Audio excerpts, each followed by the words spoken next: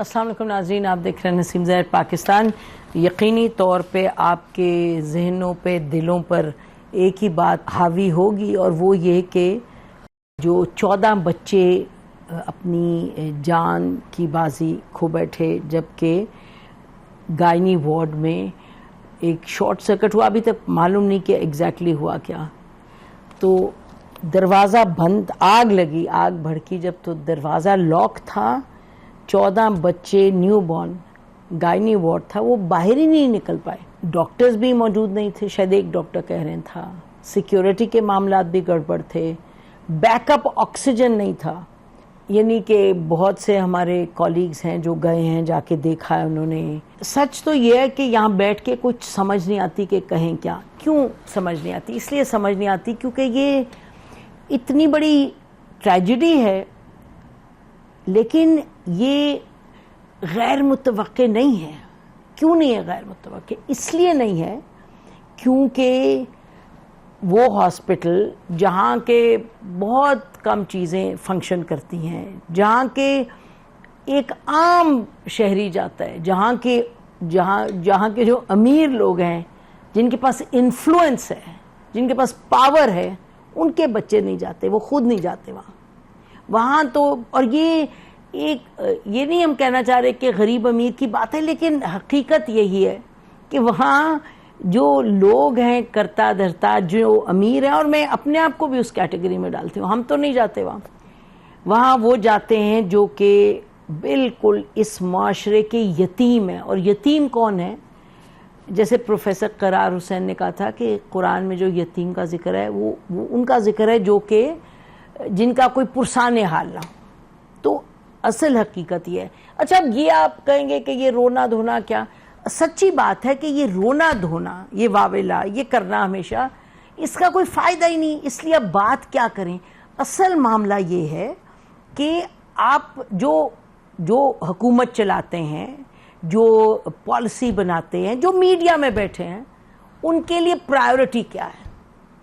Priority politics ہے، priority اپنی طاقت کو برقرار رکھنا ہے، پیسے کو برقرار رکھنا ہے۔ تو جو عام شہری ہے، جو دا ویلیو آف لائف، وہ جو آئین میں آرٹیکل 1 سے 20 تک ہے کہ رائٹس آف سٹیزنز، اس پر تو بہت کم توجہ ہے۔ یہ ہم نہیں کہہ رہے کہ پیمز میں قابل ڈاکٹر نہیں ہے، پیمز میں آپ اگر دیکھیں کہ قابل سے قابل ڈاکٹر آج جو پرائیویٹ ہاسپٹلز ہیں، انہوں نے پیمز سے شروع کیا، لیکن پیمز میں کوئی سسٹم ہی کام نہیں کرتا۔ آپ اپنے گھر میں دیکھ لیں، آپ کا سسٹم نہیں کام کرے گا تو کیا چاہے کچن ہو، چاہے گراج ہو، چاہے ڈرائنگ روم ہو، یا ہر جگہ آپ کو مشکل نظر آئے گی۔ تو یہ پیمز ایک ہاسپٹل ہے جو جس چیز کی نشاندہی کر رہا ہے، وہ جو ہم نے دیکھا سی ڈی اے نے شروع میں جو اپنی آبزرویشنز دی کہ جی فائر جو کا بیک اپ سسٹم تھا وہ تو کام ہی نہیں کر رہا تھا، اپ ٹو سٹینڈرڈ نہیں تھا، ایمرجنسی ایگزٹ جو تھی وہ بند تھی، اور وہ لوگوں کے لیے نکلنا مشکل تھا۔ سیکیورٹی سٹاف جو ہاسپٹل کے تھے، انہوں نے لوگوں کو آنے کی بجائے اور مداخلت پیدا کی، اور ان کا کراؤڈ مینجمنٹ وغیرہ۔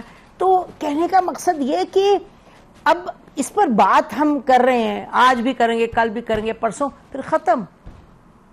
تو ہماری کولیگ ہیں، وہ بات کر رہی تھی کہ جی اس پہ ہم کریں گے، کچھ کریں گے، وہ اپنا کرتی ہیں پروگرام نیٹ پہ۔ تو ہم نے کہا فائدہ تو یہ ہے کرنے کا کہ اگر ہم لوگ لگ جائیں اس اتنی بڑی ٹریجڈی کے، اب جن لوگوں کے بچے گئے ہیں ان کے لیے تو بس اللہ ان کو صبر دے، اور ان سے بحیثیت ایک معاشرے کے ہمیں جو لوگ کرتا دھرتا، اور میں میڈیا کو بھی اس میں ڈالتی ہوں، ہم تو ان سے معافی مانگ سکتے ہیں کہ we don't privatize the life of an ordinary citizen ہے۔ اور پھر آپ مطلب کہنے کا مقصد یہ ہے کہ اب پیمز ہسپتال ہے، اور میں پھر یہ کہوں گی کہ جو راول پنڈی کارڈیالوجی سینٹر تھا، جہاں ڈاکٹر جنرل کیانی نے چلایا تھا اس کو، وہاں بھی عام لوگ جاتے تھے، لیکن بڑا سسٹم اچھا تھا۔ ادھر سسٹم ہی نہیں ہے، اور کوئی پوچھے پرائم منسٹر شہباز شریف صاحب سے کہ آپ نے شروع کیا تو آپ نے سیکٹری ہیلتھ کو نکالا، ہمیں نہیں معلوم، نکالنے جس کو بھی نکالنا ہے وہ ہمیں نہیں معلوم، لیکن جو وہاں آن دا اسپاٹ ہے، جو ایگزیکٹو ڈائریکٹر ہے، مطلب کسی کی ذات سے تو ہمیں نہیں، لیکن جو فنکشن کر رہے ہیں کس طرح فنکشن کر رہے ہیں، وہ ابھی ہمارا میڈیا رپورٹ کر رہا ہے OPD میں یہ پرابلم ہے, اس میں یہ پرابلم ہے. جو جاتے ہیں وہاں لوگ باقاعدگی سے ان سے پوچھیں. ہماری بہن جاتی ہے اور نہ ڈیلی بیسز وہ جاتی ہے, وہ کہتی ہے ہر طرف رونا دھونا ہوتا ہے, ہر طرف رونا دھونا ہے, کیونکہ لوگ بے آس بیٹھے ہیں, بے آسرا بیٹھے ہیں, آس لگائے بیٹھیں گے کوئی کچھ کرے گا. تو بس اب یہی کہہ سکتے ہیں کہ ابھی پرائم منسٹر نے وہ سیکرٹری ہیں, فارمر سیکرٹری شاہد خان صاحب, وہ ہمیشہ رپورٹس وغیرہ کو لیڈ کرتے ہیں, اس طرح کی انکوائری رپورٹس, وہ انکوائری رپورٹ بنائیں گے, وہ دے دیں گے. اب پھر آگے کیا ہوگا؟ This is not the first time کہ پیمز میں ٹریجڈی ہوئی, اسکیل پہ نہیں ہوئی.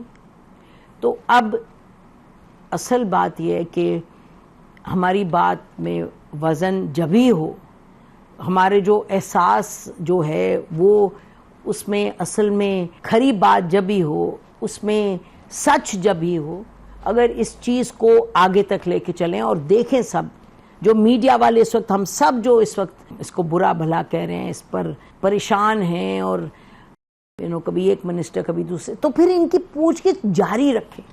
یہ نہیں کہ 2 دن اور 4 دن اور 6 دن کے بعد. اس سے زیادہ کیا کہہ سکتے ہیں؟ بڑی دعا ہے ان کے لیے جن کے بچے ان سے جدا ہوئے ہیں. اور رپورٹ دیکھتے, جب رپورٹ آئے گی تو اس میں تو آئی ڈونٹ تھنک کہ کوئی ایسی نئی بات آئے گی.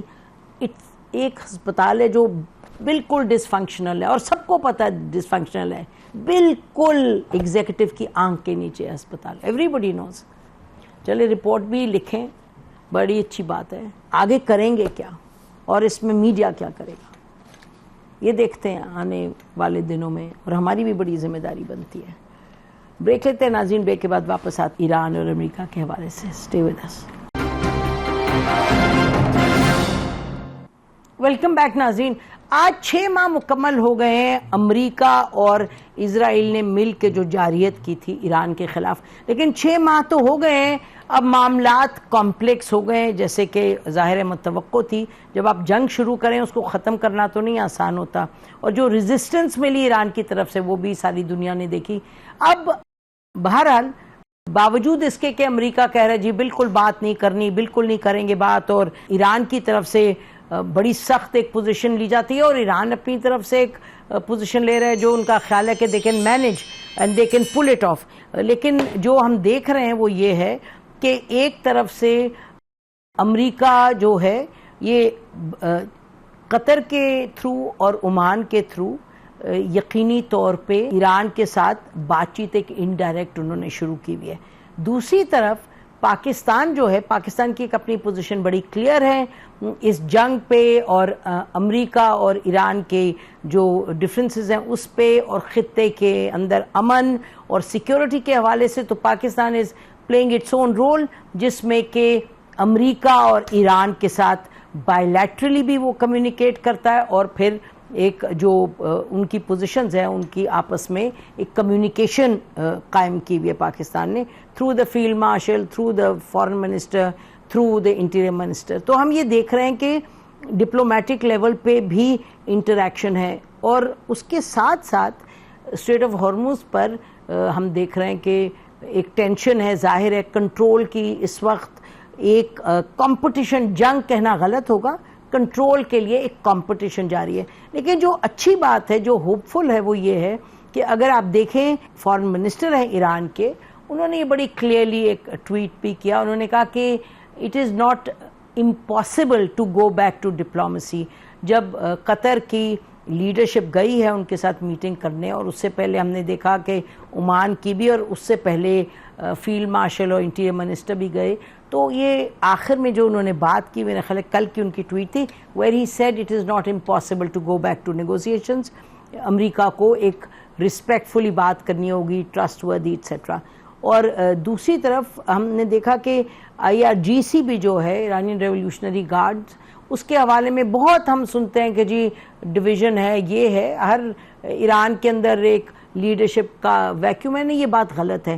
ایران کے اندر مختلف ادارے اپنی اپنی جو بات ہے وہ سامنے لے کے آ رہے ہیں. لیکن IRGC کی طرف سے آج ایک آئی ٹویٹ کہ انہوں نے کہا کہ ہم نے جو پوری ہماری لسٹ ہے جو ہماری ڈیمانڈز کی اسٹریٹ آف ہارمز کے حوالے سے ہم وہ تیار کر رہے ہیں, وچ آبویسلی مینس کہ نیگوسیشنز کہیں نہ کہیں تو ہو رہی ہیں جس کی بنا پر یہ ڈیولپمنٹس ہو رہی ہیں. ڈونلڈ ٹرمپ کبھی کہتے ہیں امریکی صدر بالکل نہیں بات کریں گے, جنگ کریں گے, سینٹ کام اپنی پوزیشنز سامنے لے کے آتا ہے. ابھی سینٹ کام نے کہا کہ جی ہم نے جو مائن فیلڈز ہیں وہاں جو مائنز بچھائی ہوئی تھی ہم نے وہ کلیئر کر دی ہیں, اور کلیئر کیے تو اس کا مطلب ایران کا کنٹرول اور بھی کم ہوگا. بہرحال وہ پوزیشننگ ہے, لیوریجنگ ہے, دونوں طرف سے ہو رہی ہے, لیکن نیگوسیشنز جو ہیں وہ جاری ہیں. اور کیا ہم کوئی قریب آ گئے کسی قسم کی سیٹلمنٹ کے؟ اگر انٹیریئر منسٹر کی ٹویٹ دیکھیں تو انہوں نے تو واپس آ کے کہا محسن نقوی صاحب نے کہ جی بہت اچھی میٹنگ ہوئی اور پروگریس ہوئی اور یہ بات آگے بڑھے گی اور ایم او یو پر واپس آئیں گے. تو اس وقت ہمارے ساتھ ناظرین ڈپلومیٹکلی جو ہوا وہ تو ہم نے کچھ آپ کو لبے لباب بتا دیا. ہمارے ساتھ ناظرین پینل ہے, ان کا جو آپریشنلی جو جنگ ہے, جو لیوریجنگ ہے ہارموز کی, اس پر نظر ان کی ہے بڑی گہری.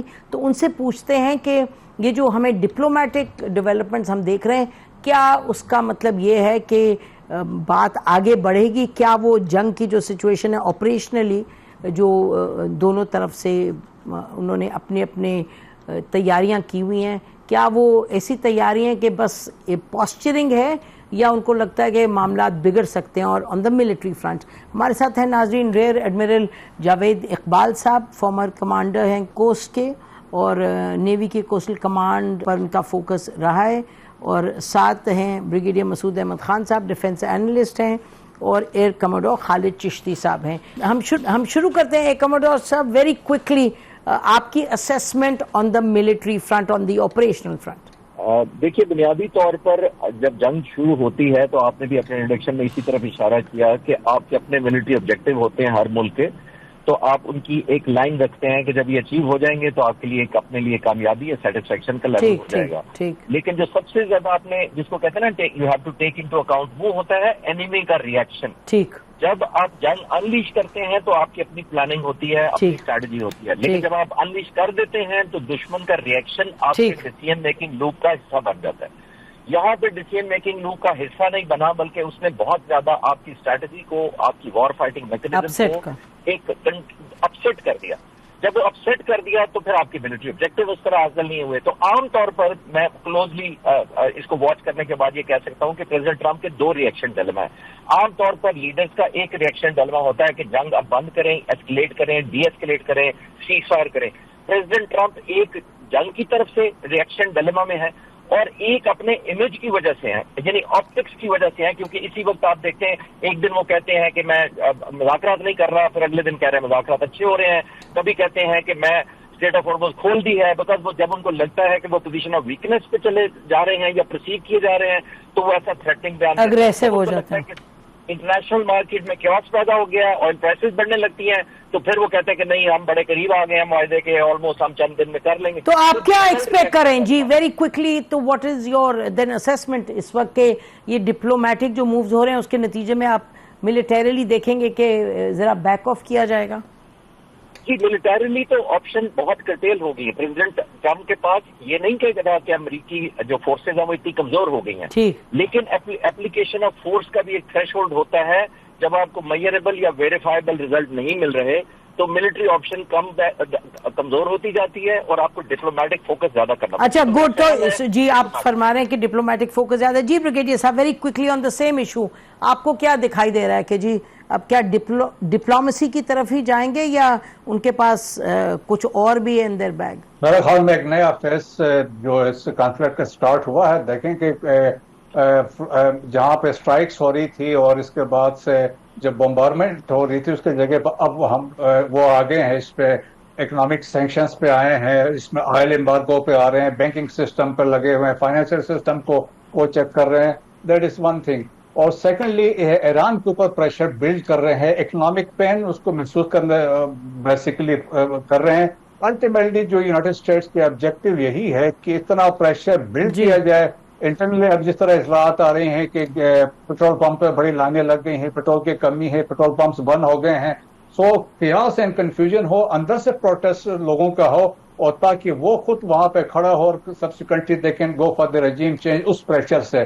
But at the same time Iran का ये मानना है कि they can raise the cost for the regional countries, जब इन पर प्रेशर पड़ेगा वो कहते हम प्रेशर फिर इसको करेंगे। सो उनकी एक ये भी टैक्टिस है।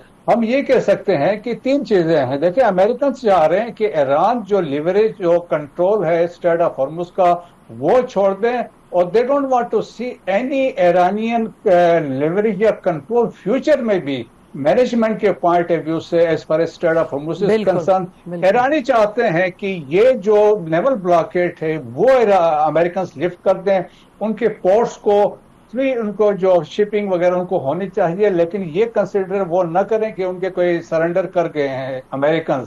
और फिर जीसीसी कंट्रीज या अरब कंट्रीज का मानना ये है, वो चाहते हैं कि ईरान की कंटेनमेंट हो, और लेकिन दे डोंट वांट टू सी कि Iran emerges as a victorious पूरे सिलसिले के अंदर से आके।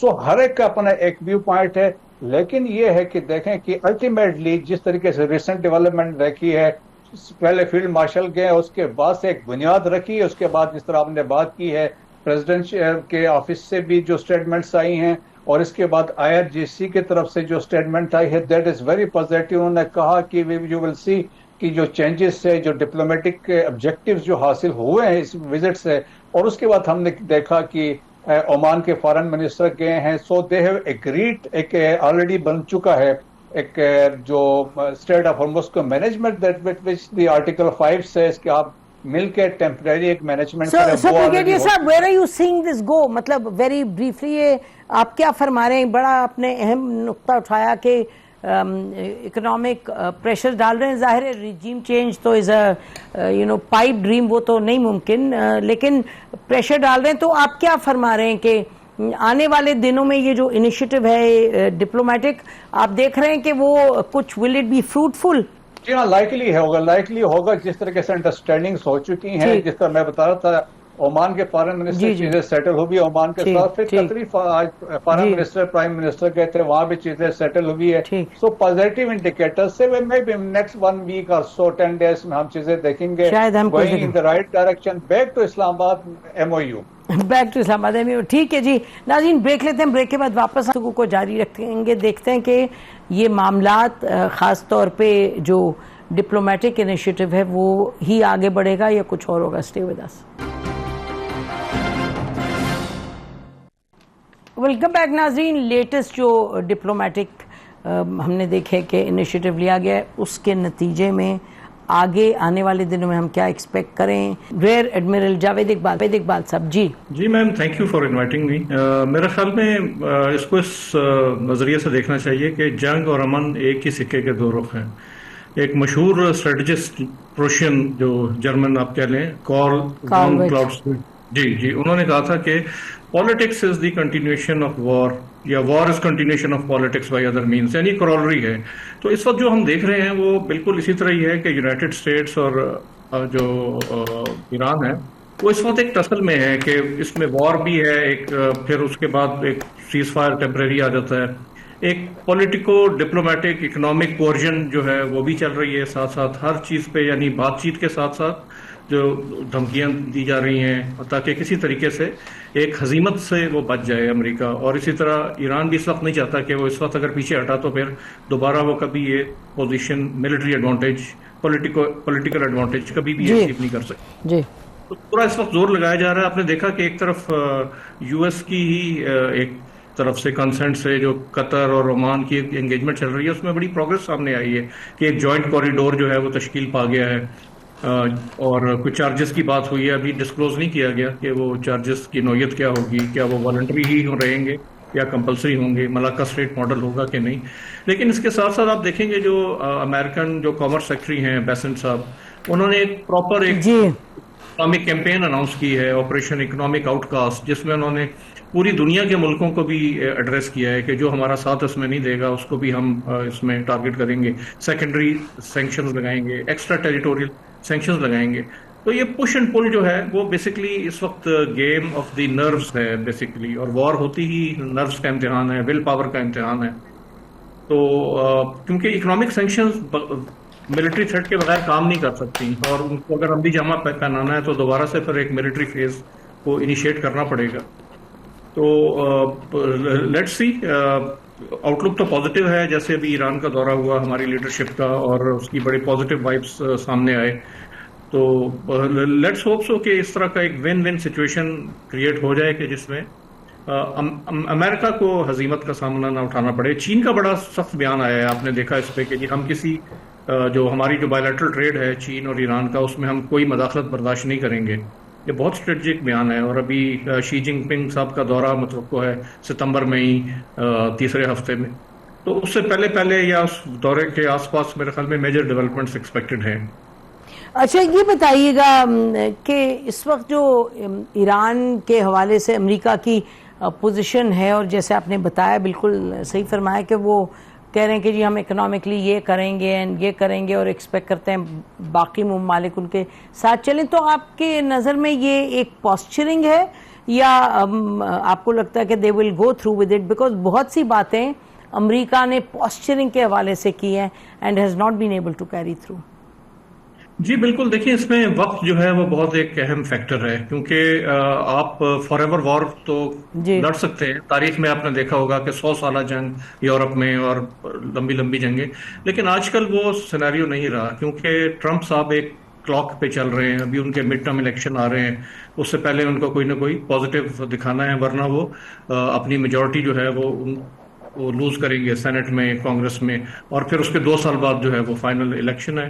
اور ایران نے تو بڑی کلیئر سٹیٹمنٹ دی تھی تقریباً 1 مہینہ پہلے کہ ہم تو اب جنوری 2029 کو دیکھ رہے ہیں کہ جب ٹرمپ ایڈمنسٹریشن کے 4 سال پورے ہو جائیں گے اور نئی ایڈمنسٹریشن جو ہے وہ اقتدار سنبھال لے گی.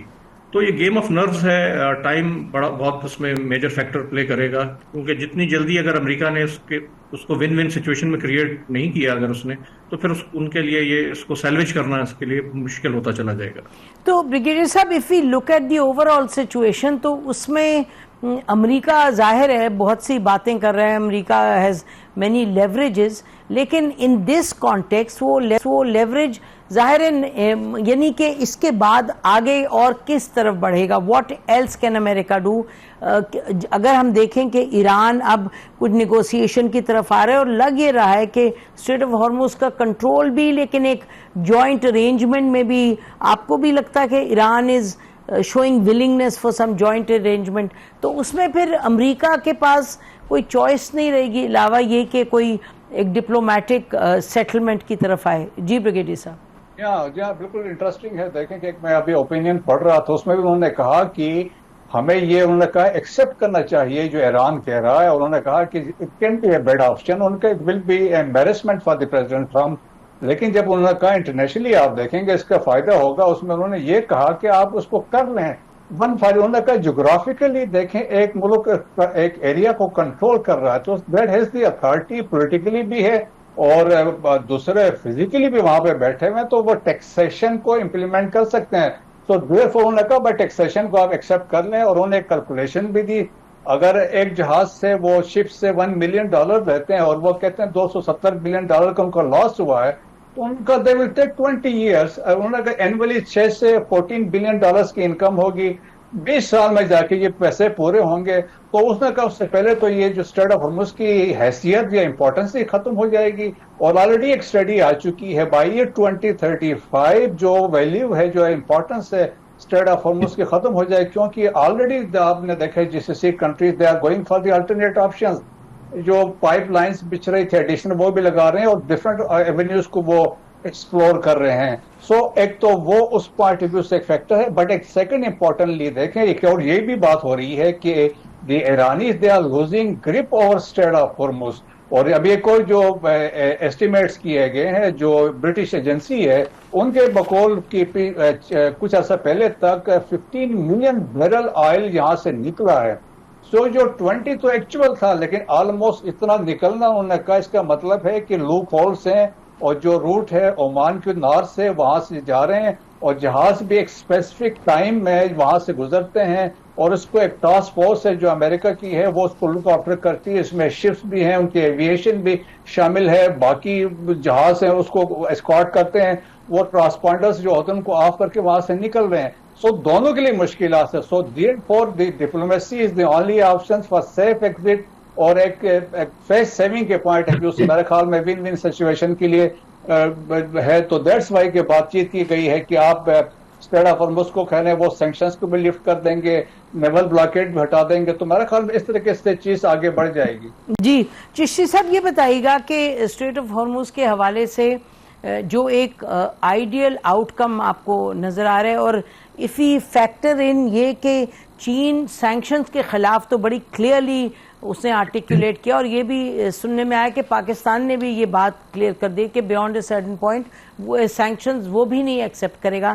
لیکن چین نے اور پاکستان نے دونوں نے 31 مارچ کو جب اسحاق ڈار صاحب گئے تھے فارن منسٹر, ان کے جو ہم منصب تھے چینی, انہوں نے آپ کو یاد ہے 5 پوائنٹس یا کچھ 6 پوائنٹس انہوں نے ایشو کیے تھے jointly for peace and negotiations over this war.